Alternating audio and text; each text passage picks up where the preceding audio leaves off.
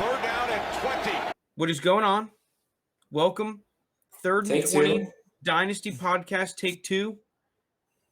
Episode 37. Sorry about last week. If you were watching, I had episode 37 on the screen. It was actually episode 36. It's my bad. Screwed that one up.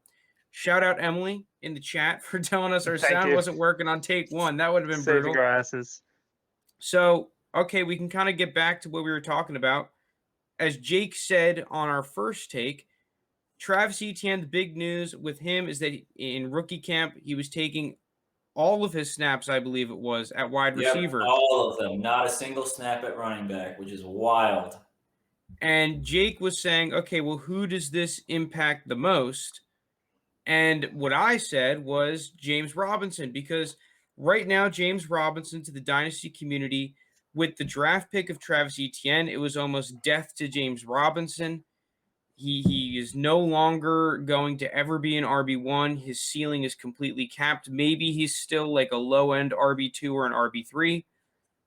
But with this news and with what we've seen with Urban Meyer at Ohio State, I kind of beg the question, is James Robinson's ceiling kind of being undervalued by the Dynasty community, and therefore his price tag being pretty too cheap for how good he actually is? What is his price tag right now? That is my question. That's a good question. I think right now, if you were to look at Keep Trade Cut, he's somewhere in the low 20s of running backs. So what? You're saying you can get him for like a mid-second round pick? I think wherever Trey Sermon is going in rookie drafts, like if Trey Sermon's on the board 202 and you offered that to the James Robinson owner, I think the James Robinson owner most of the time accepts that trade. I think they would accept it, but I don't think I would do it. Like in terms of like being the person buying James Robinson. Exactly. So I was going to say, I think he's a little bit less than that. So maybe like 204, 205, I'd say, in this rookie draft, somewhere around there. So you're telling me he's from anywhere from like 204 to let's call it 6, somewhere in there. See, during this segment, I'm going to kind of sound like a James Robinson hater. So I apologize to the James Robinson owners in advance. I wouldn't pay more than a late second for James Robinson. Like that's very late second. Fair. And I actually thought that this news kind of, you know how like James Robinson's value obviously like tanked on draft night. If you still wanted to sell him, I think this news could have kind of helped. I want to see how they play Etienne in actual training camp when the full team is there. Obviously, he did play all of his reps at receiver in this mini camp. And I know on the first take, we mentioned how I could see him having kind of an Aaron Jones role with kind of James Robinson being the Jamal Williams dash AJ Dillon type.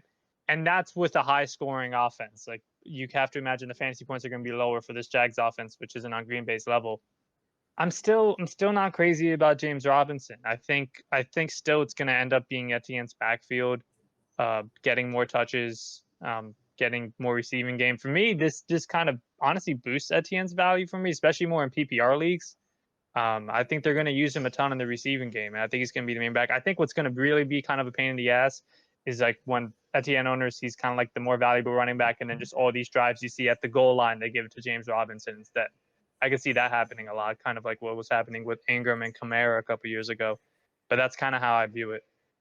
My question to you is, do you kind of see this playing out? Like, obviously not at the same level as the Cleveland backfield, but, Chubb and Hunt, they're both fantasy relevant backs and fantasy productive backs at that too. They're, Hunt finished, I believe, top 12 running backs last year, and Chubb only missed, I think, 2 games. So they both were top running back ones, top 12. So obviously, I don't think Jacksonville that Jacksonville offense can support that. But do you kind of see this playing a little similar, where Hunt's a better receiving back than Chubb? He gets more of that third down work, but at the same time, they're both productive backs. You can probably start either on any given week, and no one would bat an eye. No one would say that's a bad start. See, for me, the difference with that situation, I do get what you're saying. It's kind of one's the more receiving back role, one's the more pure rusher, and they're both very productive in fantasy. I just think those two guys' talent level is in like a whole different like universe compared to James Robinson. And both their talent levels are higher than Etienne too, I but I mean, think Etienne has the most draft capital put into them than either of Hold them. on, can I get a quick timeout here? A quick timeout. yeah, Because there are a couple things I want to interject on this. First off, I understand the preconceived notion, and this was like that at the beginning of the season, that Kareem Hunt was more of the pass catching back and Nick Chubb more of the power back.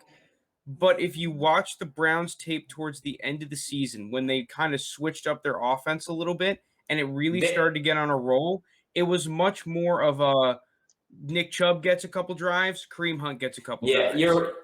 that's how they basically split it. They basically said, all right, this is Nick Chubb drive. All right, this one's a Kareem Hunt drive. Like they basically left him on the field for a full drive, which I like that. I mean, I think that's a good way to get your running back going.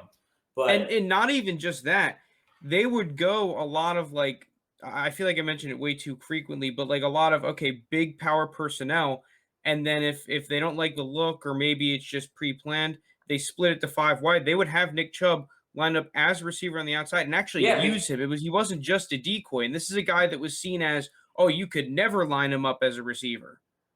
his receiving this year was tremendously better than I've ever thought Nick Chubb could be. And like they did use him. They split him out wide and said, run a route, Nick Chubb. And he did. And it was productive doing it. Like obviously we've seen that from Kareem Hunt in the Kansas City offense and all that, but like you never would have expected it prior to this year from Nick Chubb. But credit to him. The other thing I want to say too is that I'm really glad you mentioned the Browns offense because we've compared this situation in Jacksonville to either the Packers or the Browns and how they're going to use their running backs because I think we can all agree that James Robinson and Travis Etienne, regardless of draft capital, are two pretty talented running backs. The fact that we are mentioning them in the conversation of these pretty damn good running backs, and we just saw James Robinson put up 1,400 yards. Like these are not bad players; they will be utilized.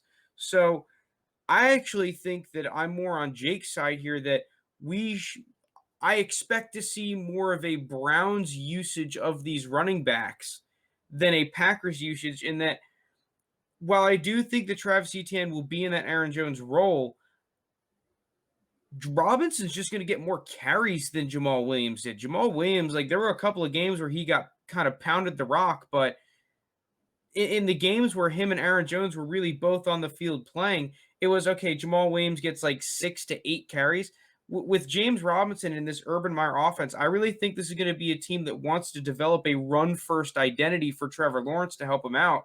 And I kind of think that we're going to see James Robinson be more of the Kareem Hunt, and that he's going to get a few drives and possessions as that actual running back. And instead of 6 to 8 carries, we're going to see 10 to 12 carries, which could really impact his value, especially if they're those red zone carries. I do think he's going to have those red zone carries, which are going to be big. I'd probably list it at around, okay, so he's going to get much more the first half of the season than the second half of the season, I think, because like James Robinson, well, not that he knows the system, honestly, because it's a brand new system, but he's been there. They may trust the 1 year experienced guy over throwing the rookie in the fire right away. I guess I'm just not as high on James. I think at first it'll kind of be like the Hunt Chubb thing, but I see it turning into kind of that Aaron Jones, Jamal. Or honestly, kind of a better one would probably be Kamara, Latavius Murray.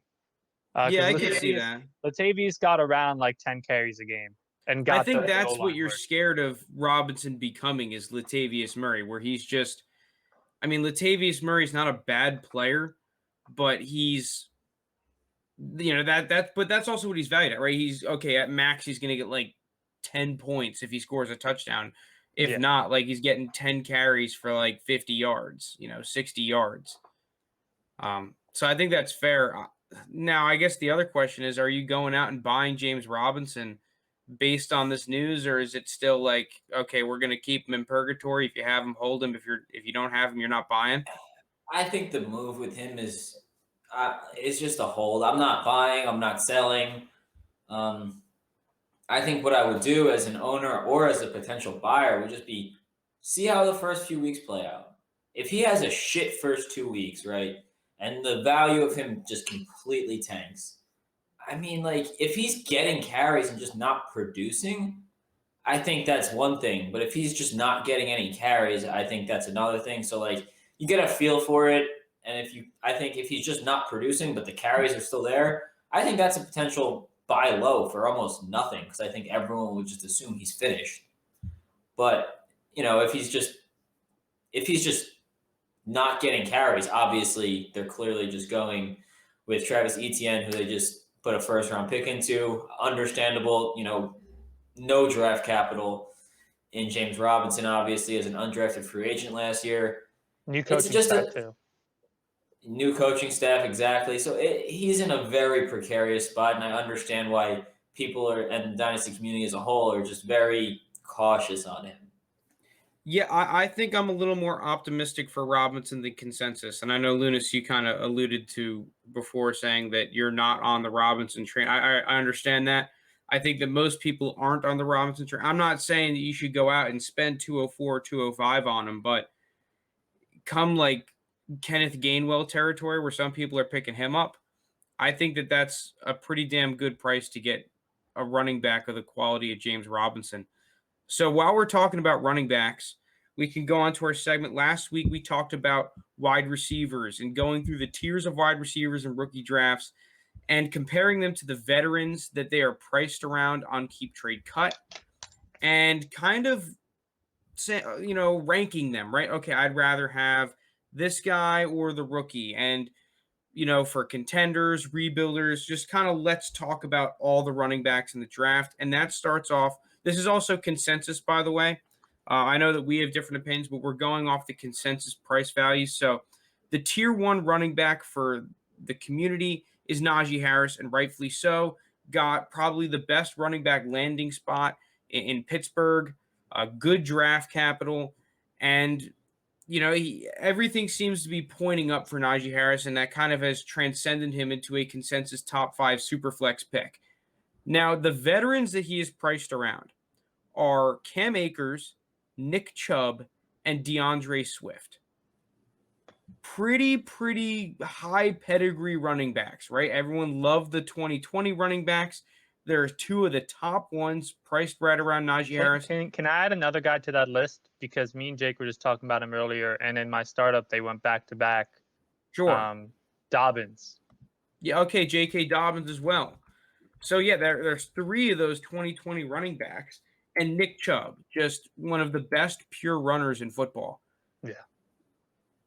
What are we thinking with Najee Harris here? Overpriced? I think a little bit. Here's the thing, though. And we said on this podcast how we like Javonte the most, but I think all of us kind of agree. Definitely for year 1, Najee's going to have the best rookie running back season. Just from how much that Steelers offense is going to use him. The backfield is completely his. He doesn't really have any competition at all. Versus Javonte, you have Melvin Gordon, Etienne, you still have James Robinson. But am I willing to take him over some of those guys? I want to hear you guys ranking. I don't know if I can go ahead of Akers, Chubb. I would take Najee over Swift. I would as well. That's the one that sticks out. I would take Akers and Chubb over Najee with kind of more certainty. Dobbins and Najee is insanely close to me. I might lean Dobbins by a little bit, but I wouldn't blame anyone for picking Najee. If you're afraid of Lamar stealing some rushing touchdowns, that's close. I think I included Dobbins because I think Dobbins is the most similar valued. If I could think of one running back specifically that's closest to equal value to Najee, it might be Dobbins. I'll go here, Jake, and then we'll throw it to you. I think I would take easily Nick Chubb and J.K. Dobbins over Najee Harris. I'm a huge fan of J.K. Dobbins, and this is coming from a diehard Steelers fan. J.K. Dobbins is an unbelievable offense. They kind of have all the tools, and I think that Lamar only really helps him out with his skill set. It draws in the people. Everyone has to pay attention to Lamar So it leaves some running lanes open for the running back there. Well, yeah, and then when they do these zone reads, right? If a team wants to mitigate Lamar, they can in the pure run game, but then you have one less guy in run defense against a massive, good run blocking offensive line, and J.K. Dobbins as a great pure runner, right? The dude he got a lot better from Ohio State in his first season. Cam Akers, Najee Harris is really close for me. That is really, really close. Thank God JT's not here to bang the table on fucking DeAndre Swift because Jesus, I think we all agree on this one. Yeah, no, I'm taking Najee over Swift. I think you guys are both, because I know, Jake, you're a big Akers guy. You probably have Akers and Dobbins kind of swapped for my scenario, where it's like, okay, Chubb and Akers over Najee. Chubb, I mean, I think Chubb's a top 5 dynasty running back. I'm obviously taking him over, a rookie here. Akers, I absolutely love. I think what we saw at the end of the season from Akers last year, you add Stafford to that offense to just even, further push people out of the box and respect the arm that Stafford has. He's gonna have more scoring opportunities too. It's gonna be a higher scoring offense. I think, if you can buy Cam Akers, I would almost give up anything to buy Cam Akers. It's sad that in our league, the guy who has him just pretty much feels the same way I just said. So yeah. Not good luck with that one. But I think Dobbins, I'm with Lounis. I think Dobbins and Najee are very, very close. I lean Dobbins just because of the safety that he has. This Ravens offense isn't changing too much in the next few years, while Pittsburgh, it's really up in the air. Ben Roethlisberger's going to be 37, 38. You don't know what's going on there. That's the only reason I would lean Dobbins. And then I have him over Swift. Detroit is just Detroit. They're where players go to die. As Barry Sanders, as Megatron, as Stafford, players just die there. I can't argue against buying him. So Galladay couldn't wait to get out of there. The thing I love about Najee, though, is that he's going to be used in the passing game, which is going to be nice. I agree. And that's why I said he's very close with Dobbins. I just think the uncertainty past this season with Pittsburgh is just a thing I can't let go. You're buying, this is a dynasty pick. You're not just buying them for this year. If you're buying for just this year, I think Najee over Dobbins, no questions asked, just because of the offense, that the Steelers are going to have. And I think they're going to give him that Le'Veon Bell-esque role where they're going to use him in the passing game. They're going to use him in the running game. They might split him out a little bit. We saw that at Bama where he just literally split out. I mean, I think he's going to fit this Steelers offense as is very, very well and better than any running back they had on the team last year, obviously. But past this year, how do you, as a Steelers fan, how do you picture this offense? What happens here? Juju will be a free agent. He signed a 1-year deal. I don't know what the contract status is of Deontay Johnson right now, but I assume he has to. I mean, this was going to be going into his 3rd year, so he probably only has 1 more year after that, probably a 4-year deal. He wasn't a first-round pick. So it's just, and then Big Ben retires. What do you do at quarterback? You're not going to have a top pick. What are you doing at quarterback? Just so many question marks that past this year. What happens to this Steelers offense? They could easily just bottom out. Here's my argument, though, is that for 90% of the teams in the league, you can do the same thing where, okay, you look 2-3 years out and everyone's doesn't have a contract. Here's the thing that I disagree with you guys about Najee Harris, and that I actually think that year 2, year 3, and year 4 are where Najee Harris really shines. The only problem that I have with Najee Harris is that I don't really see him having that illustrious 8-9 season career that goes crazy. But I think that you get a nice little window, in year 2, year 3, year 4, and year 5. I think that little window there is going to be great for Najee Harris. And I also think that he's not that he's going to struggle this year, but I think that we are going to see a huge uptick in production from year 1 compared to years 2 and 3. I think that that's another Really? thing that I want to get out of the way. Yeah, 100%. I am very confident. I don't really care who the quarterback is or who the receivers are. I How think that could you there's say that though? Like, obviously, like it doesn't I don't care about like the receivers, but the quarterback and O receivers. I'm line. not so worried about, but the quarterback, like, listen, like if the quarterback Steelers doesn't run the go, ball. Yeah, but scoring okay, opportunities.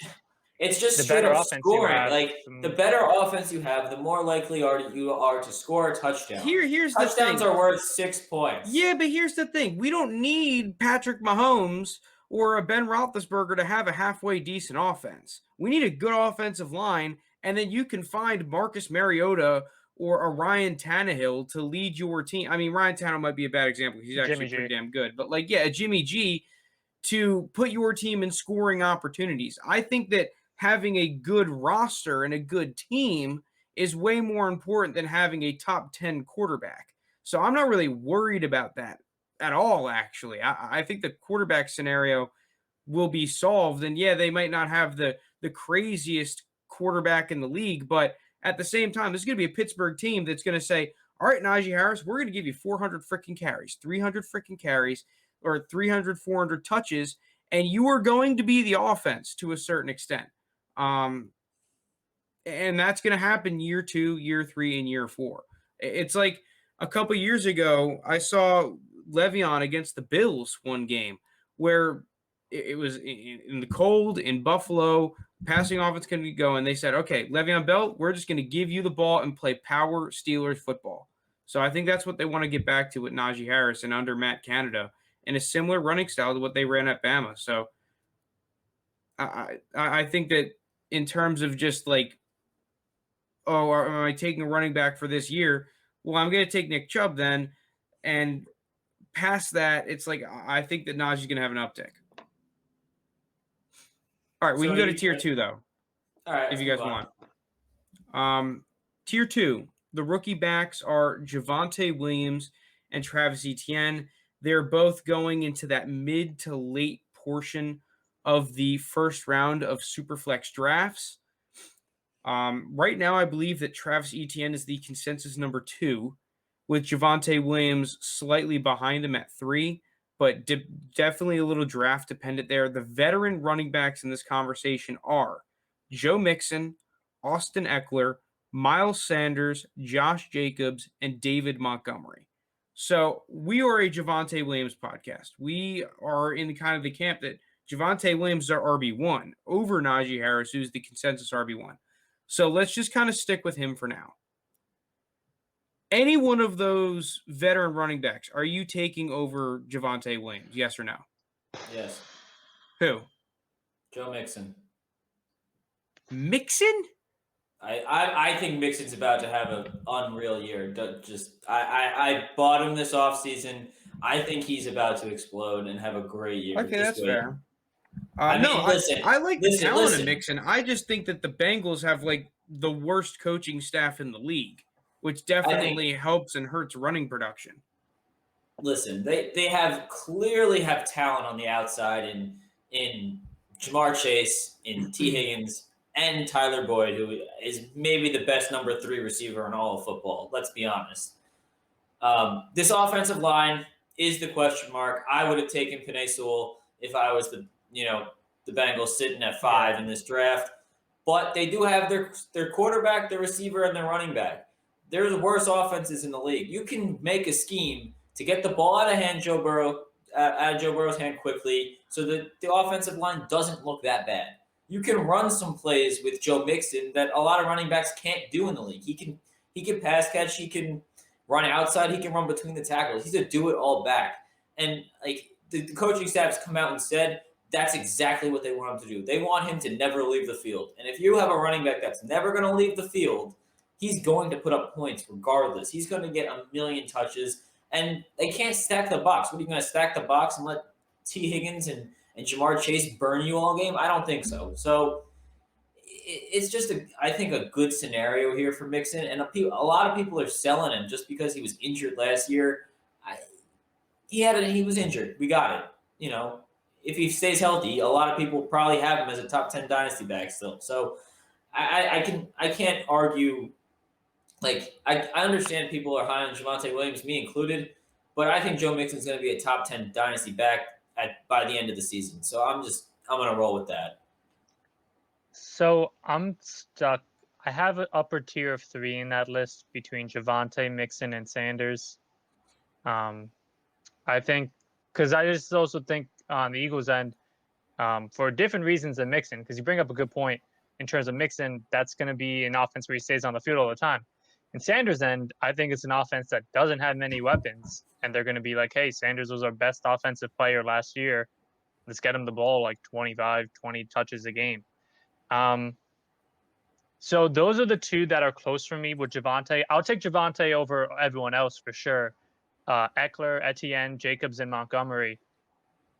Javonte versus Mixon and Sanders is tough because that's like that tough upper trio from that group I would take out of. I can't trust the Bengals. Like, I agree with you, Jake, and I think that Joe Mixon is undervalued and that he's a phenomenal running back. Like, if you watch the Bengals games back, anyone that watches the Bengals can agree that Joe Mixon is a talented ass running back, and might have that top 10 talent in the league. He's just in a terrible spot, but I don't see that improving. Sure. Yeah. I mean, listen, I understand like the offensive line is not good, but you can't tell me you can't scheme an offense. The offensive line and the scheme isn't good, I don't think. And they play in a fucking hard ass division. The divisional matchups is more concerning to me than that offensive scheme. I think you give this coaching staff another year with Joe Burrow, and Jamar Chase on the outside. That's going to change an offense, and you know that. Adding a receiver as talented as Jamar Chase to pair opposite a guy that a lot of the dynasty community is super high on, including myself and T. Higgins, it's an offense that you have to be concerned about in some extent. I don't know. I'm going to have to see it to believe it. I think that Joe Mixon, like you said, undervalued, can definitely have an uptick. But in Dynasty, I am taking Javonte Williams. I like Javonte Williams more. I think the only back for me that really draws in consideration over Javonte Williams is Josh Jacobs, because I think that I understand Josh Jacobs is hated, but I don't understand that because you have a coach that has unbelievably good running back pedigree. John Gruden always has an 1,000-yard rusher. It's like, there's 3 guarantees in life: death, taxes, and John Gruden using the shit out of his RB1. I think the other one, now I'm not going to take him over Javonte, but in terms of production levels, is David Montgomery.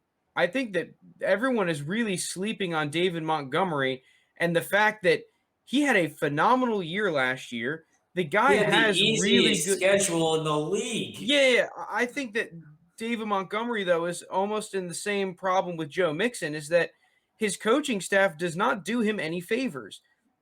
And I think that's the reason I'm taking Javonte over those guys. But so wait, are you taking Montgomery over Mixon and Sanders? Mixon, I think, is a different story. But I would take Montgomery over Sanders and Eckler. Yeah, probably. Damn. Okay. Travis Etienne, on the other hand, is where, oh man, I'd rather have Jacobs and Etienne.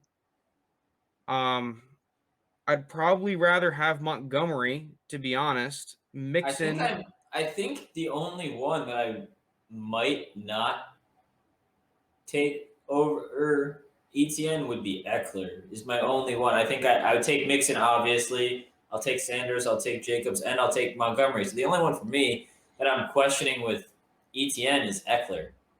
I think this is one of those where it depends on what I am. If I'm a contending team, I think I'd rather have Eckler. If I'm a rebuilding team, I'm smashing Etienne because Etienne just clearly has the longer shelf life right now. But at the end of the day, I mean, Eckler did just sign an extension and is paired with, Herbert long term in that offense that's going to get better and better. I mean, I do not sleep on David Montgomery, guys. I'm not. I said I wouldn't take him over. I said I would take him over Etienne. I think Montgomery's going to have a better season than Etienne. I like Montgomery. Give me Etienne. Okay, so let's just get the rankings real quick of all these guys. So I'll go first. Javonte 1, Josh Jacobs 2, Mixon and Montgomery so close, but they're 3 and 4. Eckler 5, Miles Sanders 6. Where's Etienne? Oh, Etienne, put Etienne over Eckler and Sanders. So Yeah. Etienne's 5 or 6. I forgot the numbering of that. I got Mixon 1, Javonte 2, Jacobs 3, Montgomery 4, Sanders 5, Etienne 6, Eckler 7. I probably have it. Fuck it. I'll go Javonte 1. Give me Mixon at 2. A lot of Mixon love. I don't know how you don't. Like, yeah, they were a bad team last year. We got it. Their quarterback was out from weeks 10 on. We understand they were shit. The only thing that concerns me about Mixon is injury. That is the only thing that concerns me about Mixon. I agree. The injury concern is real. He's missed time in every season he's played, but when he's on the field, he's fantastic. So, gotta hope for a healthy season. I'd put Sanders at 3. I know you guys are lower on him. I don't know if it's because I tortured myself by watching every Eagles game last year, but he was kind of like, I don't know if you ever seen that meme where it's like a Corvette parked near like the shittiest house ever. And there were like memes like this was LeBron and Cleveland. That was pretty much Miles Sanders in the Eagles offense last year. I just don't think Jalen Hurts helps his value. I just don't. I actually think his production really had an uptick when Hurts was the QB, though. Sanders, it was kind of like the Lamar Jackson. Uptick. The whole team had an uptick where it was just like they needed a change. Okay. I think JT's in the chat. I missed some of his messages. Oh, JT's list goes Mixon 1, Javonte 2, Etienne 3, Eckler 4, Sanders 5, Montgomery 6, 7, Jacobs. Honestly, the more I keep looking at this running back tier, there is a lot of value in this tier of running backs to pick them up compared to some of the more hyped running backs. Like, I think that these guys for their price tag are all pretty damn good. Yeah. No, I agree. And I don't hate that list, JT. But then to finish I think all these guys are real close. They're really close, a lot of them. After Sanders, I'd probably go Jacobs, then actually no, give me Etienne over Jacobs. So Sanders, Etienne, Jacobs, then Eckler, then Montgomery. All right. Really? Which one surprised you? Montgomery was just running back 2 in his second season in the league. Like, okay. I think Montgomery's legit. I mean, no, I still like Montgomery. That's a tier of really good backs. Those are backs that any one of them could be an RB1 next year, and I wouldn't be surprised. I guess Javonte because Melvin Gordon was there, but if Melvin Gordon wasn't there, any one of those backs I could see being in the top 10 next year. So it's not a slight of Montgomery. It's just those are really good running backs. Like I can't slight any of them. Like I'm taking Josh Jacobs is going to get a shit ton of touches. I like Eckler. And whenever Eckler's healthy, he's another injury person. But whenever he's healthy, he always produces an insane amount. I'm a believer in Sanders, and he looked really good those weeks. Jalen Hurts was there with them, and they were kind of running a zone read offense. Sanders was working really well in it. And then Etienne, I like more, especially with his how many catches I think he's going to get. And Javonte and Joe Mixon, we both have at the top of the list. I still like Montgomery. Those guys are all really good. So it's like someone has to be last. Dude, I honestly might put Etienne last. I agree. It's getting closer and closer to me putting Etienne last. If I'm a contending team, he's last. Let's move on to tier 3, though. Unless, Jake, you want to add one last thing? No, I'm good. All right, so tier 3, we have 2 running backs in tier 3. These are the guys going a lot of the times early second, very early second, sometimes sneak it even into the late first in Superflex drafts, and that is Michael Carter and Trey Sermon. The veteran players that they are being priced around are Chris Carson, Kareem Hunt, Myles Gaskin, and James Robinson. So this is a really interesting little tier. Man, what are you guys thinking here? Okay, so I have my 1 and 2. I mean, there's a clear number one in my opinion, but you all know who I'm going to say. Kareem Hunt. Dude, the Kareem Hunt value hate is just so absurd in my head. Like, the dude was running back 10, and people will be like, oh, Chubb missed time. Chubb missed 2 games. People are acting like Chubb missed half a season. Chubb missed 2 games. Was it only 2? Yes. I don't think it was as much as everyone said, but I'll look right Lounis, now. who's your top 2? You said you had a top 2. Who are they? yeah, Jake, don't hate me. It's Sermon and Kareem Hunt, and then there's a bit of a landslide after those 2. Interesting. Do you have the rest of that? So after them 2, okay, this is interesting now. I'm between Gaskin or Carter. I think I'd lean Gaskin for right now. Then I would take Carter. Robinson or Chris Carson. I mean, if I was rebuilding, I would take Robinson. If I was a contender, I'd take Carson. But overall, JT. I'll take Robinson. What JT say? JT says, another episode of Jake jerking off Hunt. Color me shocked. Okay, so JT. No, I mean Hunt is at the top. Why have him at 2? Hunt is the best running back in that list by far. Not even close. Yeah, JT's list is Hunt, Sermon, Carson, Robinson, Carter, Gaskin in that order. I'm actually going to agree with you guys here that I think that Sermon and Hunt are easily in like that top tier. I think 3 for me is going to be Michael Carter, actually. I agree. I'm with Frank on this one. I think Michael Carter is my 3rd, followed by probably James Robinson, Chris Carson, Miles Gaskin. Am I the only one who likes Miles Gaskin? I could go Carter. He's going to be replaced. You got to think he's going to be replaced. Come on. Yeah, it's just that I've heard so many rumors of the Dolphins for like a season and a half trying to add running backs and just getting boned left, right, and center. James Robinson just did get replaced. Yeah, but he also did just put up 1,400 yards, which is something Miles Gaskin never even came close to. Miles Gaskin stats. Now, this tier, though, because this is an interesting tier, let's just take out Kareem Hunt for a second, or even including Kareem Hunt. I think that this is the first tier where I think that the rookies clearly outshine a lot of the veteran players. In the top 2 tiers that we talked about, I think that it was definitely a gray area and it was more depending on who you liked where. This tier for me is where I really think that I'll take the upside of the younger running backs, and it feels like a lot of the veteran running backs in this tier are guys that are almost on the way out more than on the way in.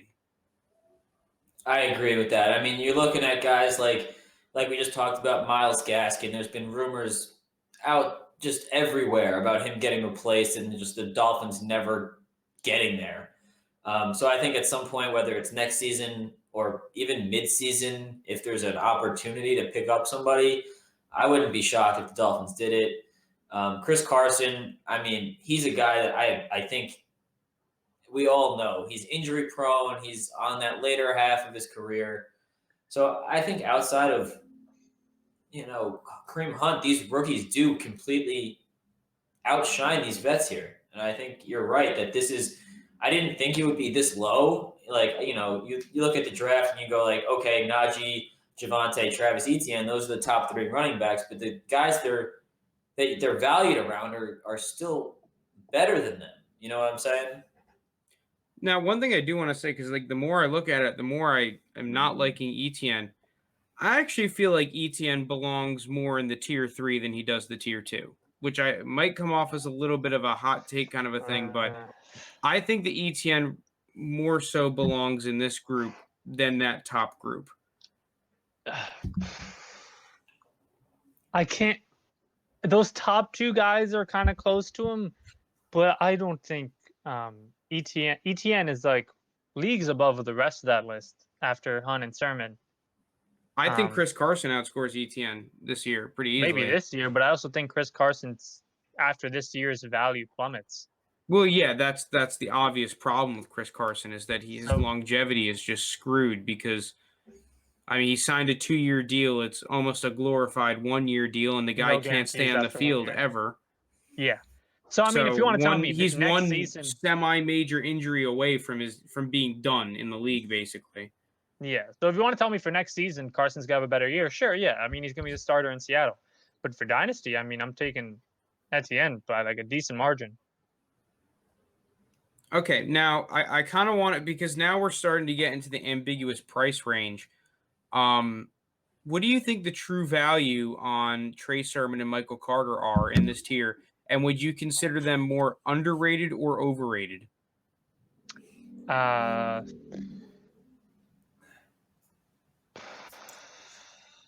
like them. I like them minus the Kareem Hunt listing. I really like them pretty much right where they are. I think they're both guys that are like, listen, Shanahan has never stuck with one running back, and that I don't see it happening this year. They have, Mostert, Jeff Wilson, Elijah Mitchell, Trey Sermon. They signed Wayne Gallman. So like they have five. That's five running backs that I are on their roster that are all should be on their roster. So like it's just tough to see. Like I think Trey Sermon's the most talented of all those backs that I just named in San Francisco, but it's tough to see him getting significantly more carries or, basically even the majority of the carries in that backfield. I don't think it will year one, but I think by year two he has a shot. Mostert after this season doesn't really intimidate me. He's at 29 right now, right? Mostert, he's at 28 or 29. I can look that up quick actually. I think Sermon already is a better back than guys like Wilson. Who else is still in that backfield? I know McKinnon left. Gallman, and they drafted Gallman. Elijah Mitchell in the 6th round. Elijah Mitchell will kind of be I think it's going to end up being Sermon as the main back, and Elijah Mitchell is kind of the change of pace, sometimes receiving back by next season. And when that offense, I mean, if it ends up being a good offense with Trey Lance, all those weapons around him, Sermon's getting a lot of scoring opportunities. I like him a lot. That's why I have him in that same tier as Hunt. Long-term value, obviously, Hunt's going to be a million times better just for next season. And I think there's a drop-off after those two. So I don't know. I like Michael Carter. I had Michael Carter ranked as a higher prospect than I did Trey Sermon. So I'm not going to just rule him out either, even though just because he's my 3. Yes. I changed my mind from Gaskin. I'll go Carter at 3. I was just looking at Gaskin's stats when we were talking again. So I'd go Carter at 3. And I know I like Carter. I have Sermon probably valued around like 203 in a Superflex rookie draft. I probably have Carter around like maybe 207.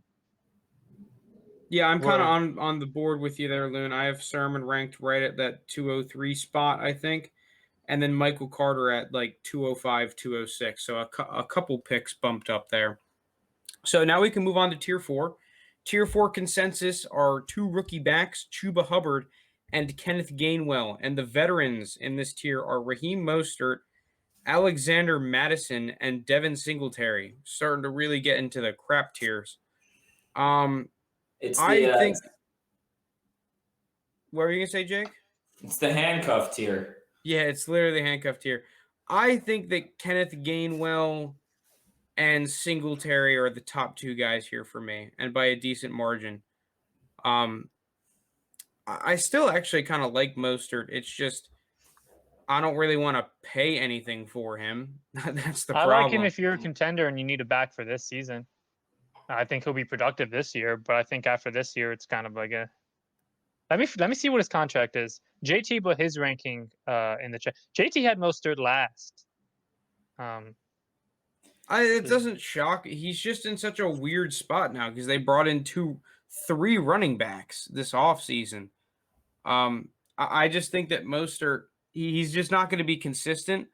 But if he gets hot, he's going to be hot, and he might have a couple games where he just kind of goes off. This is the last year of Mostert's contract. This upcoming season. He's done after this year. Trey Sermon. I'm putting Madison last though because I think I've seen everything. I've seen things out of all these backs except for Madison. I've never really been a fan of Madison ever. Really?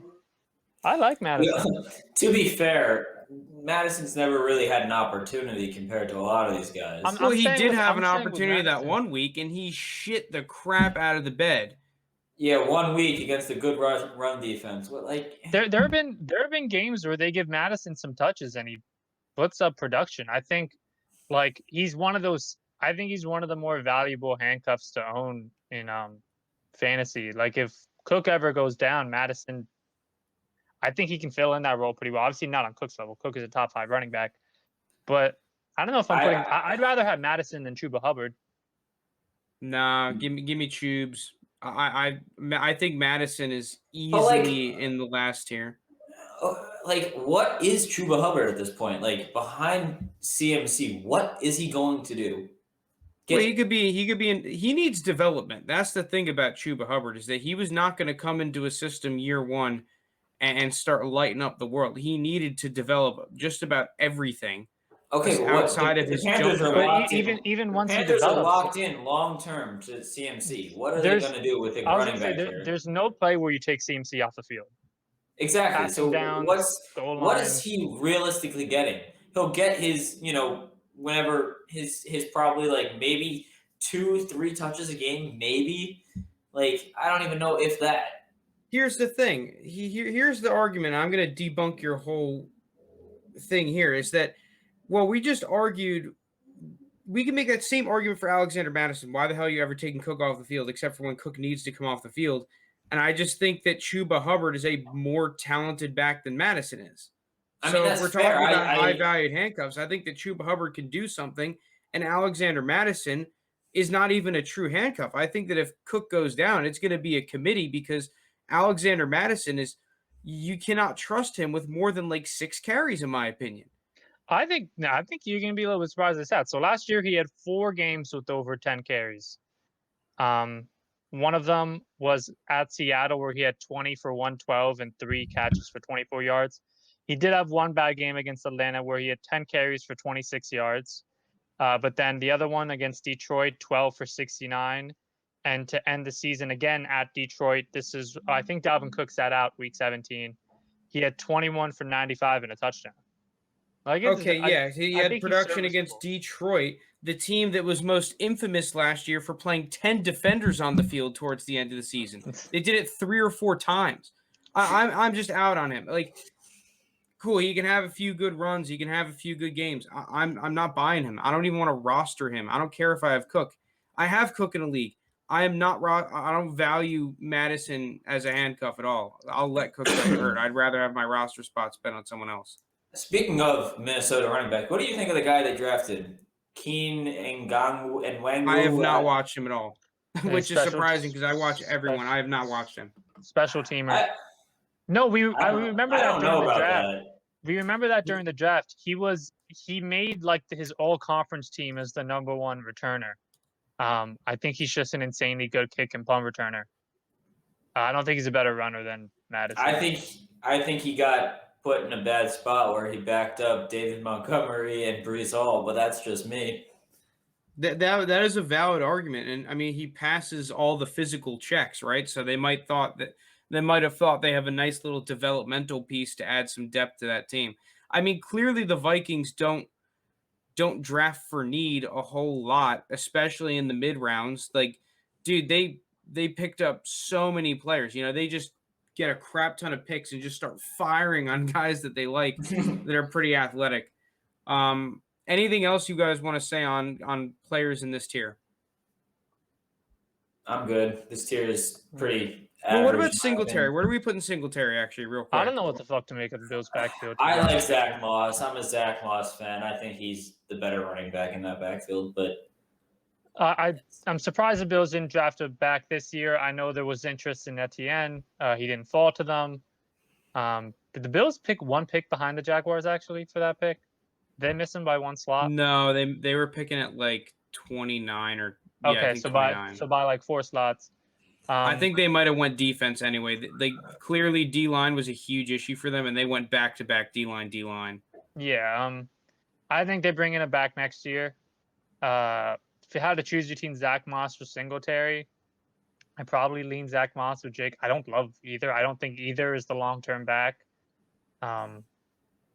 I feel kind of mid towards Singletary. He's someone that, like, if you have some people on bye or injured, you play him at your flex, and I don't think he's going to become more than that.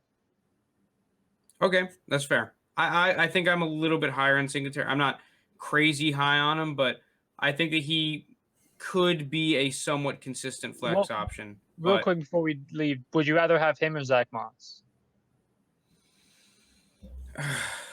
I think Moss, just because Moss is going to be more consistent. I not that I think that Moss is like insanely better or anything. I just think that when push comes to shove, he's going to get goal line work.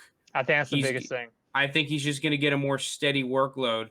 But at the same time, I think that Singletary is a little bit more dynamic and can make more things happen with their offense. It's just you can't just line up and hand the ball off to Singletary on 3rd and short. Like it's just not the way the news goes with him. So he's always going to have inconsistency.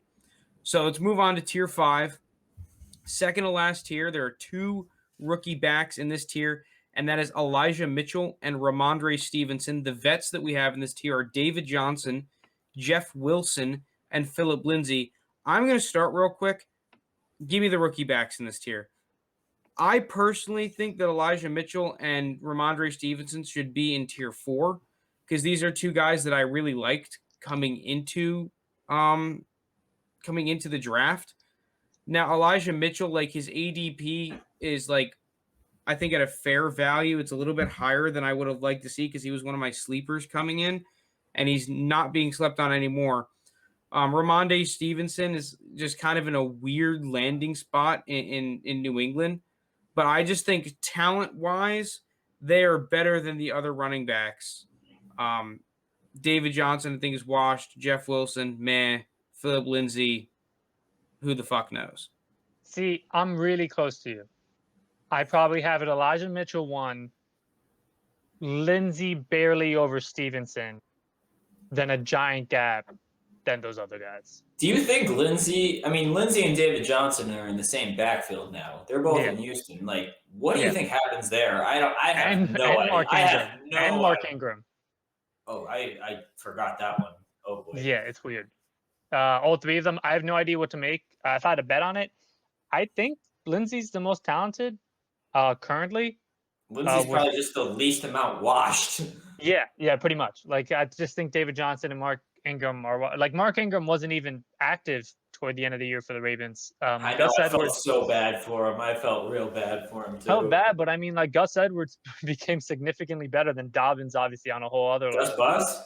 Yeah, Gus, but he's one of the better backup running backs. I don't know. The Texans offense, I just feel like we're going to see the Jets offense again. Probably. We're going to see a whole lot more punting than anything else. Probably. But Frank, I think you should watch the all 22 of I think at least you're hoping for. Oh my God! I just think the problem is that their offensive line is trash, and their quarterback plays. I think they have more talent, honestly, than the Jets did last year on offense. Maybe that, I don't know if that's a hot take or not. I think it's a little bit of Collins, Brandon Cooks. I think they have way more talent in their offense. So, like, that's why I say it's going to be the Jets, but I do think there potentially is some really nice buy low value. I'm just not confident enough in any one of these guys to say, oh, this guy's it. It's fair. And I agree. And I would take both. I would take the rookies here. I just think you're not getting much with any of these other guys. So I did like Jeff Wilson, but then they went out and drafted 2 running backs and brought in Gallman, so his value kind of tanked. But he had a nice end of the season last year for me. So, all right, let's go on to the last tier. This is what I call the literally anyone else tier. So this includes, but is not limited to, Jermar Jefferson, Khalil Herbert, Larry Roundtree, Jared Dokes, Javian Hawkins, anyone else. And then every single rookie. Just all those rookies that are going like very, very late 3rd or like 4th to 5th round, right? All the other guys. Then give me any of those rookies. I'd probably have Hawkins and then Dokes at the top 2. Well, I like. You don't need to. Don't even. They're not worth it. Well, okay. Well, I would take LaMichael Pirine over a lot of these running backs. I would take LaMichael Pirine over Jefferson, Roundtree, Hawkins, probably You Dokes. take It's him over really Hawkins? close. Dude, JT, close your ears for this one. I'm not a Hawkins guy. I think that Hawkins is a jag and a half. Um, I mean, I I like Michael Pirine. I like Khalil Herbert. I think that's the best guy. I think in this Khalil group. Herbert's all right as well. He's just in a wacky spot, right? Whereas I think behind. LaMichael Pirine can legitimately fight this year for being a relevant running back. And people are just going to scoff at it because last year the Jets sucked. But when LaMichael Pirine played, he was actually all right. I mean, no, he definitely He wasn't was promised. hurt a lot of last year too, which people I don't think really remember because who the fuck other than me was watching goddamn Jets games? Like, I like LaMichael Pirine. He once again he's in a weird spot, but in Well, terms let's of look all these guys, I think his upside is pretty damn high. let's look at the backfield he's in. He's with Michael Carter, obviously, Tico, Tevin Coleman, and Ty Johnson. Ty Johnson was the starter at the end of last season. Go Terps, So go. Keep Yeah, laughing but think at about keep how much laughing you're at picking him Ty up Johnson for. wasn't terrible. Think about how much you could pick. Like LaMichael Pirine might be in waivers in some leagues now after the draft because someone might have cut him. Like, I think if you offered a 4th round pick for him in a lot of rookie drafts this year, you might get some accepts. LaMichael Pirine is not exactly a valuable asset. And I think that he has just as much of an opportunity as someone like Jeff Wilson. And I'd easily take LaMichael Pirine over like Alexander Madison, to be completely honest. I like LaMichael Pirine. Madison holds more value just because the handcuff value, while the Jets, there's no one you're handcuffing them to. Yeah, I mean, you don't know what the hell's going to happen with the Jets. But yeah, I'm not a huge fan of like any of these running backs in this tier, to be honest. This is generally speaking the bait tier. I think that there are some guys that you can get for less than this that might even be better. Shout out Caleb Huntley, by the way. We're talking about product of opportunity on the Atlanta Falcons. Caleb Huntley, watch out. Could be interesting, just saying. So, anything else you guys want to say on these tier 6 running backs? Not too much. I think Dokes. Do you guys like Dokes? Am I saying his name right? Dokes. I have no idea. I honestly haven't watched him, so I don't really have an opinion on him. I think people have just like watched him all because the of other opportunity. guys. where did he end up getting drafted to? He's in Miami. Yeah.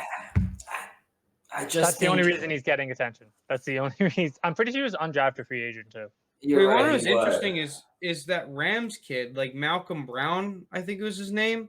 He ended up in Miami, which I don't think he's necessarily going to be relevant, but I think he can get carries. When Malcolm Brown had some decent games last year. Malcolm Brown will get carries in this offense, no doubt. Yeah, he will. I think. I mean, not that he's a guy that you should go out and trade for, but if you have him, I'm pretty happy with the landing spot where he landed in free agency because they didn't get any of these bigger name free agents. So he's just not the flashy guy. When he gets carries, you're more so like wanting to shove forks in your eyes than you're excited. But I mean, like he's like the Frank Gore, where you need one, he'll get you 3. When you need 3, when you need 3, he'll get you 3, and when you need 5, he'll get you 3. I agree. The legend of Frank Gore. I just think is he on a team? Did he get signed? No, I don't think so. Oh man, Frank Gore Jr. is coming up though. Watch out for Frank Gore Jr. I think in like a year or two. What's our good buddy Lappy gonna do without Frank Gore on opening day? It's a team mascot. It's a tradition like another. Team mascot. Lappy starting Frank Gore on opening day. All right. Well, speaking of our buddy Lappy, for those who don't know, Lappy's he's one of our league mates in our fantasy league, one of our good friends. I'm in a league with Lappy as a co-manager, and in our startup draft, he said to me, "We are taking Ryan Tannehill." He was big on Ryan Tannehill when he was the backup quarterback in Tennessee. You know, they picked him up for cheap. Okay, wait. What did you? Real quick before we move on to that, does your outlook on the Dolphins change if they get Gurley, Bell, Johnson? Johnson, who's he talking about? David Johnson, Duke Johnson. I don't Probably know. Duke. I don't know. I think Duke's under Duke's a free contract. agent. No, he He's got still a cut. free agent. That Yeah. backfield just looks like a freaking clown fiesta from I think from Duke what we're looking Johnson at. is pretty much going to give you the same thing Gaskin gives you. I mean, I don't. I mean, Le'Veon Bell would be interesting. I know they were interested in him, Le'Veon, but Le'Veon once again, I don't Gurley- think he'll be consistent. Gurley does nothing for me. Le'Veon, I guess, maybe an end of bench guy. He doesn't do much for me either. Yikers, dude! Big yikers. That's just it's not that. That's not a backfield that I'm looking to invest in with any Yeah. sort of capital. I If I, mean, like happen to pick guys up, maybe, but I mean, like I think Gaskin can be a flex play. yeah, but Gaskin's going to be overpriced right now. Like if you were going to buy him, kind of like we said in no, that I wouldn't. previous episode, you had to do it before the draft. Yeah, no, I wasn't gonna buy him post draft, but I mean, if you have him, he can be a flex play. Le'Veon, there was a multi-week stretch last year where Clyde Edwards-Helaire was hurt, and he was on the Chiefs' fucking offense, and he still couldn't really put up productive fantasy numbers, and that's the best situation you could possibly ask for. So, I don't think much of him or Gurley anymore. All right, let's go to backup QBs. So, kind of like I was saying earlier, we had a couple of seasons ago Ryan Tannehill. You could have picked him up for pennies. I did one of my startups. It wasn't necessarily my call, so I'm not going to take credit for it, but it did happen, and it could happen in the future. You never know. Backup quarterbacks in Superflex are always a little sneaky, right? Maybe you like to handcuff your starting quarterbacks just in case they get injured, or maybe you want to take a shot if you don't have good quarterbacks on a guy that could potentially see playing time. So let's talk about it. Okay. Who are your favorite backup quarterbacks? And I'm going first. My Go for boy, I know Taylor Heineke. Yeah. I love me some Taylor Heineke. Listen, I understand you guys are going to meme at me. You're going to say I'm an idiot. But Taylor Heineke, I am trying to pick up in a lot of my leagues for nothing. I'm not hating. You know, in our I'm on rebuild my league, team. we just picked him up on waivers for 5 fab. Yeah, am I expecting Taylor Heineke to become the starting quarterback? No, we're not expecting any backup quarterback to become a starting quarterback, right? All of them have usually really good high-end draft capital. But in terms of dart throw guys, I think that Taylor Heineke is one of the very few backup quarterbacks that legitimately has starter potential. The other one I think I would look at is Marcus Mariota, as crazy as it sounds. And I know I might have just stole that from someone on the list, but Marcus Mariota has, to me, is better than a backup quarterback, but worse than a starting quarterback. But you put him in a good enough scenario, I think that Marcus Mariota, and once again, in terms of backup quarterbacks that you're picking up on waivers or for like basically nothing nonsense draft capital, could eventually be in a spot where it makes sense for him. What if the Giants traded for him, right? I think he'd have a shot at beating out Daniel Jones. Honestly. If Daniel Jones, dude, you're looking at me sideways, but if Daniel Jones comes out this season and plays like cheeks, right? And you're 5 weeks into the season, right before the trade deadline, and you're Dave Gettleman, what if you could pick up Marcus Mariota for like a 5th round pick, a 4th round pick? And then all of a sudden, Marcus Mariota gets launched into a starting role again on a good team. It could happen. And you're picking up Marcus Mariota for like nothing right now. See, I think Mariota is going to be the type where next offseason he's going to be a bridge QB somewhere. I know there was interest in him last offseason, and the Raiders decided to keep him. They had the choice to let him walk, but they wanted to keep him. And he's someone I like too. I just wrote his name down in the doc. I agree with you on Mariota, I think, and Heineke. I think those are probably the two most valuable backups. I don't see someone in season because it's kind of hard to trade for a QB in season and then him just become your starter right then. if you're trying for a playoff push like the Giants are. I think the Giants are just going to ride it out with Daniel Jones. But this is going to be the year that decides if he's their guy. He has to perform this year. I'm sure Jake agrees with that as well. But I agree with you on those two, especially Heineke. And with Ryan Fitzpatrick, like, he's obviously not the long-term option. And I think the Ravens roster is too good to the point where, like, they're not going to have an early pick. So Heineke might have a shot soon. The football team, you mean? Oh, my God. I'm so bad with that. I'm sorry. The Washington It's football been team. over a year, Lounis. Doug, What are you doing? Doug, I was saying, I don't know. I got caught slacking. Please don't cancel me. But so I like Heineke a lot. He'd probably be number one for me in my backup QB rankings of most value. The one I had written down, he's technically not a backup right now. He's going to open the season starter, but the writing is kind of on the wall for him. Jimmy G. He is falling in value everywhere, obviously, because of the Trey Lance pick. And I think he still holds some value. Obviously, it drops a significant amount. It drops a decent amount, but I could see him starting somewhere next year. Like Frank brought up earlier, Pittsburgh. I think there's going to be some teams looking for a bridge QB or just a guy who can start for 1 year. And I think he can start, like, when he played, the problem was him was just staying healthy, because when he was healthy, he won games consistently in San Francisco. And even when his little stretch in New England, like, his career record as a starter is really impressive. So I think he still holds value. Like, I remember the start draft I was just in, I drafted him in a really late round just because everyone's obviously assuming Trey Lance is going to be the guy sooner or later this season. But I think Jimmy G can start somewhere, maybe not this year, but next season. And I still think he's talented enough to be a starter in this league if he can stay healthy. Yeah, I mean, I think we all know Jimmy G has shown he can take a team to the Super Bowl. I don't think he's the reason they went to the Super Bowl, but he's capable to get a team there. Some guys that I like as backups, I think one is Gardner Minshew.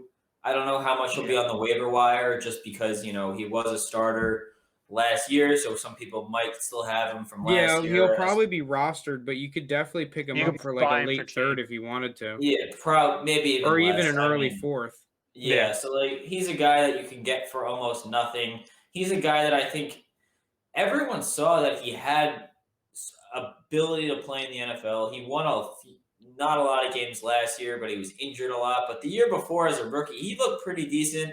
Obviously, not a lot of talent around him, not a lot to work with. I think he's a guy, if you put him in an offense that has a few pieces around him and you don't ask him to do too much, would be a very nice, bridge quarterback for somebody if they needed it, something along those lines.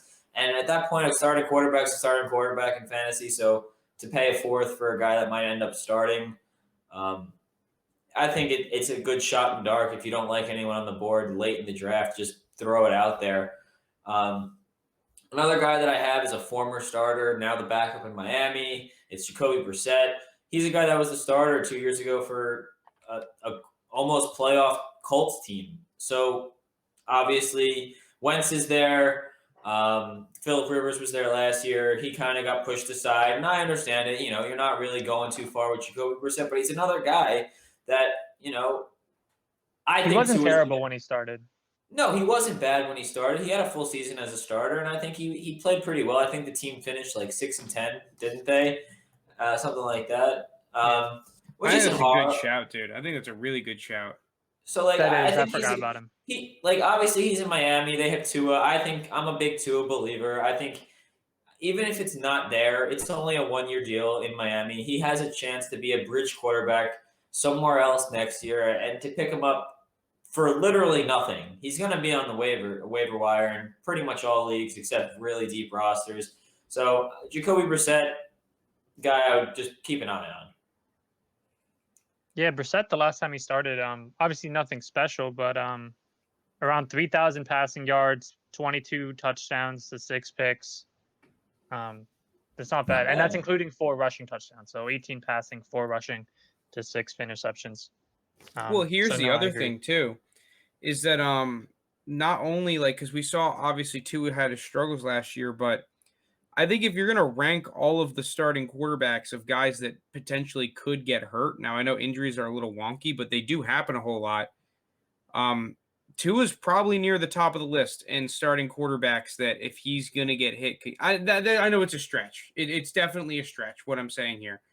But the combination of guys that could get hurt plus like talent in terms of a backup quarterback, I think that definitely kind of checks both of the boxes. Not necessarily that Brissett will ever be a starting quarterback again, but in terms of a guy that if you have a roster spot, you can just put him on there, and when he starts, he's not just going to be completely dog shit.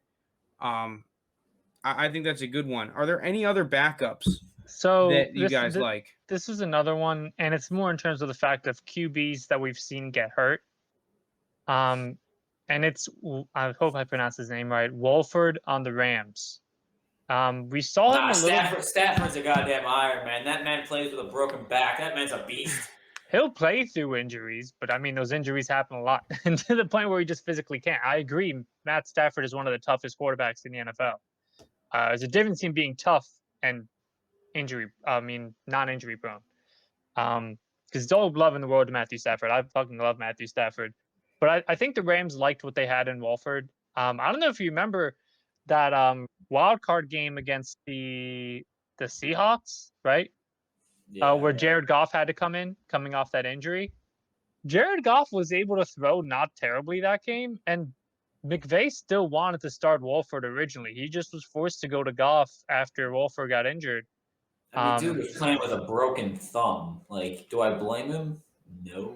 I'm just saying when Goff came in, he didn't look like too bad. I think my big problem with Wolford is that he really, really lacks in the arm talent department. I think that's the other big thing against someone like Heineke, even though I really like him. It's just he doesn't have NFL level arm talent, really, which is kind of the problem. At least from what I've seen, he hasn't really proved it to me.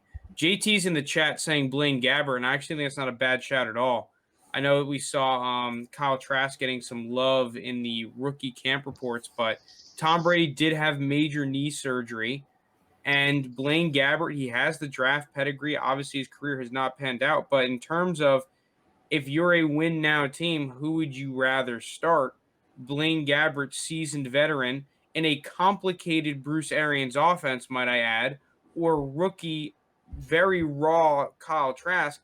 I think that if Brady goes down, there's a good chance that we would see Gabbert go in first over Trask. So he's someone that should be in waivers because right now he's considered like a third-tier guy. I don't think that's a bad shout at all from JT. One other that I would throw out there is Mason Rudolph. Just with you're the Steelers. He did improve, like, because I remember he got benched for Hodges or he got hurt. One of the two, yeah. I forget. And I think he got whacked in the head, if I remember correctly. No, but when he came back and that Week 17 game, like he looked a lot better, and he was way more comfortable. He was confident. He improved on a couple of the issues I had from him coming out. So it's not a terrible shot, I don't think. I think another thing with that is, like we talked about earlier in the pod, like the uncertainty at quarterback for the Steelers. I mean, they're going to be a good team this year. They're going to be in the playoffs, if not right there for the playoffs. I mean, I think there's almost, I don't want to say no way, but I think there's a really, really good chance they make the playoffs. And they're not going to be in position to really take Ben's successor, even if Ben ends up I think this is it from Ben. From a Steelers perspective, you follow the team more than I do. Is Ben really going to be there past this year? Probably not. I thought he wasn't going to be there 2 years ago. So right. So to have the guy that's right now the backup to him, and he's going to be now his third season or fourth season. So like he's right in that area where it's like, okay, like you've learned under Ben long enough. Like it's your time to take the reins. We don't have a pick here to really replace you. I mean, I think you can get him for pretty much nothing. If he's on a roster, it won't take much. I don't know. I think that Mason's kind of a bait, though. Whether Ben comes back or Ben is gone, I don't think that the Steelers are going to have him as the guy. I guess the last one I kind of want to talk about, he's not really a backup, kind of more in that Jimmy G scenario, is Drew Lock. I'm not really a huge Drew Lock guy, but I do think that hate has gone a little bit too far for Drew Lock. The guy Yeah, has but arm talent, and the guy has had some good games. He just hasn't really been able to put it all together. The total and package. have you seen him dance on the sidelines? Like, I don't necessarily think that he will be the guy in Denver, but in terms of someone that, if we're going to talk about the Ryan Tannehill, who maybe goes to a really talented offense where he just kind of has to make easy throws and easy decisions, and you have like a Derrick Henry at running back, let's say, and you're doing a lot of play action. Well, of all these backup quarterbacks that we listed, I think Drew Lock could actually be that dude. Um, I like that a lot. I like that a Um, lot. I've always been a Drew Lock fan. I think he has all the arm talent in the world, and it's just really getting the head on his shoulders straight away, and like really teaching him how to play this game rather than just like winging the ball down the field and just beating people with your arm. I think that's I'm a gonna really good sound shout, I'm gonna man. sound like a hater this pod I'm good off Drew Lock. If I Yeah, but his understand the points you price though, guys are for his making. price, the price for upside. What is the price for What's Drew his Lock? Jake, price? you own Drew Lock. What Okay, let's just say you thought that not that you thought he sucked, but like I guess you wanted to sell him for his current market price. What is Drew Lock's current fair market price? I mean, probably a back end second, maybe a early third. I don't think I would take anything less. But like at the Okay, so same, maybe I thought his price was a little bit lower then. I was gonna say his I price is mean, like probably an early realistic. third. Yeah, his price is probably an early third. I'll pull it up on Keep Trade Cut Yeah, but real quick. I'm not taking Drew Lock over Mond, I don't think. And Mond is at an early third right now, or maybe even a Davis Mills. Mon's probably early. I mean, late second. Davis Mills is probably around the range where Locke is. If not, Locke So might be slightly higher. okay, Um, I guess I thought that Drew Lock's price was a little bit lower then. So So Drew Lock's price pretty much lines up with about 301. So yeah. well, what happens now? Here's the thing with Drew Lock, right? What if Teddy Bridgewater comes in day one as the starter? Like his price probably goes down. Like what does it go? Because that's I guess when I would want to buy Drew Lock if I was going to buy. I'm not paying an early third for Drew Lock. Fuck that. I think if I could pick him up for like a fourth at some point or like a late third, that's when I would pull the trigger. that's fair. I mean, like the thing with Drew Lock is it's like really hard to to really sell a quarterback that's been a starter for the past 2 years for a fourth round pick. Like Oh yeah, obviously, you're not yes, doing it. You're not doing it right obviously, now. like You're not selling the fourth round pick until he's completely benched for Teddy Bridgewater. even then, like I have a guy like Trubisky, and I think that's another guy we should put on this backup quarterback list is Mitch Trubisky, by the way. Maserati Mitch. Yeah, Maserati Mitch. We all know how I like my Maserati. I mean, Mitch had a few good games. Like we've seen Mitch put up 40-point fantasy performances. Like we've seen him do everything you want in a quarterback. He's just never been able to be consistent. And honestly, he's looked like shit the past year and a half, pretty much. So but now he's gonna. The thing with Mitch is he's just been such a wild card. You never know what he's gonna do. What is his price right now, you think? Fourth. See, that's I want Drew Lock to get into that territory, in the Mitch Trubisky So territory, it's pretty before I much buy once he him. becomes a full-time backup. There was another one I just completely forgot of, and this is way more to do with this situation than him, so maybe it's not as valid. Jacob Eason. Nah, fuck Jacob Eason. Listen, again, it's not because of talent. I'm just going to tell you. First off, who do you think wins that backup job? Jacob Eason or Sam Ellinger? Is it Ellinger or Ellinger? I'm not sure. I think that Ellinger is not more talent. I think that Ellinger is better. Eason has more talent. The guy can throw the ball a mile. Eason's the more physical talent, but in terms of what you want as a backup quarterback, it's the guy that's going to come in and not lose you the game, and that's Ellinger because he's a smart quarterback. So well, whoever ends up being the Colts QB2, I mean, for two reasons. One, we all know Carson Wentz's injury history.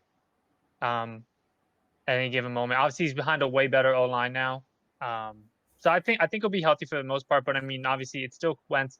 I think the second thing, which is kind of the more important part, is you got to remember if the Carson Wentz experiment is not working out, they're not gonna just let him play 75% of those season snaps and give up a first instead of a second if like they That's see what they're I out of the said. playoff I race. think if they're out of the playoff race, they're just going to bench him so they keep the first. No doubt.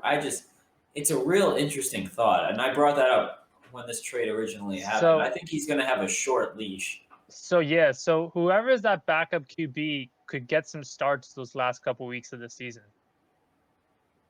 That's interesting. That's why I say it's not so much the talent; it's more the situation. What about Glennon? Mike The Glennon. Glennon. He looked all right some games last year for the Wars. He's the definition of a backup quarterback. He's whatever, but it's what it is. I like Colt McCoy as a true backup that the Giants had last year. I was kind of upset he went to Arizona, but it's fine. Backup quarterbacks. Yeah, but Colt McCoy wasn't bad. I think that's going to do it here for the backup quarterbacks. I'm looking at the list. I still like Case Keenum, but once again, it's kind of like the whole arm talent thing. Like, he just doesn't have an NFL starter arm. He's a good backup quarterback. I don't think he's a guy that like you really go out and get just because he's not going to do much. I'd have him on my roster if I was a Baker Mayfield owner. If I'm not, I don't really have interest. I mean, right now, the Saints quarterbacks, it's like they're like in a true competition. It's almost more like the Broncos scenario where both of them there's not really a true backup yet. And there might not really be one for the beginning of the season. Like, even when someone's named the starter, they're going to have a short leash, whoever it is. So, I mean, if Taysom Hill's the starter, obviously Jameis is on that list. But Ian Book, 100%. Ian Book. Wet like I'm Book. Notre Dame legend. Joe Flacco on the Eagles. Any love for elite level Joe Flacco? He's the best receiver on the team. Garrett Gilbert maybe on the Cowboys when he almost went in and beat the Steelers. I forgot about that game. Give me DiNucci. Ben DiNucci. They just brought in Brett Hundley for a workout today. So I don't know if they're super confident in their backup QB situation. All right, well, with that being said, I think that'll do it from us here. Jeez, I can't speak anymore. Good time to end the episode, I guess. If you made it this far, thank you so much for watching. Thank you so much for listening. If you're watching on Twitch, hit us with a follow. Watching on the Tube, hit us with a subscribe. Rate, review, comment. We respond to all the comments. Love you guys, and peace out. See you guys. Thanks for listening.